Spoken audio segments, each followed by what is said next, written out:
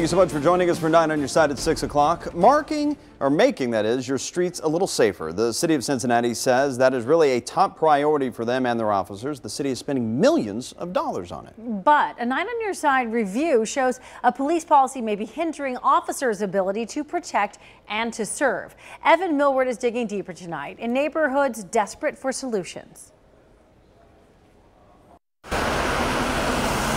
I live on one side of Hamilton Avenue. My kid's school is on the other side of Hamilton Avenue. He walks to school. If my phone rings at 9 o'clock in the morning or at dismissal time, my heart sinks because I automatically fear something awful happened. Fred Newrohr is a concerned dad. He also happens to be the vice president of Northside's Community Council. It would be nice to see District 5 out with a radar gun every once in a while, or at least just park a car here and there.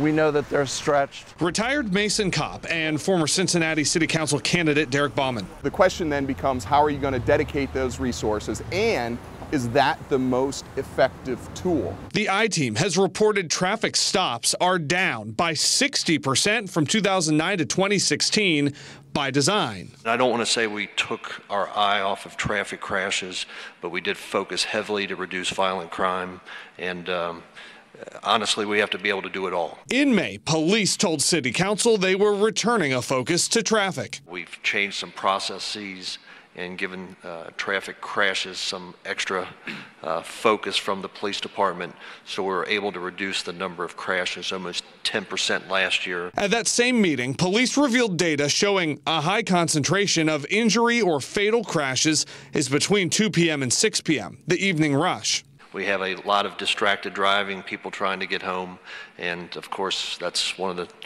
the areas that we will focus our attention is that mass egress from the city to the suburbs. 9 on Your Side has uncovered a CPD policy seemingly hamstringing officers from doing that enforcement. It says officers can't do stationary traffic enforcement during morning rush from 6 to 9 a.m. or evening rush from 3 to 6 p.m. To me, it doesn't make a lot of sense because 3:30 in the afternoon, I mean, that's when school lets out. CPD declined an on-camera response to our questions about that policy, but nuanced it in an email, writing it, quote, applies primarily to patrol officers, not the centralized traffic unit personnel nor designated traffic cars on the shifts in our districts.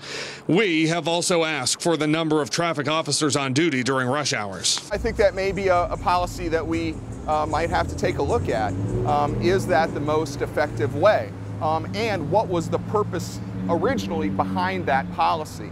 Was it just that we don't want to have traffic stops being made on main thoroughfares that then, create an impediment to that fast flow of traffic? If that's the goal of it, then perhaps we may need to take another look at that. Another look that people in Northside hopes happens before another deadly crash. We have schools on both sides, we have people on both sides, we have businesses on both sides, nonprofits, community centers, you name it. Everything is divided by Hamilton Avenue.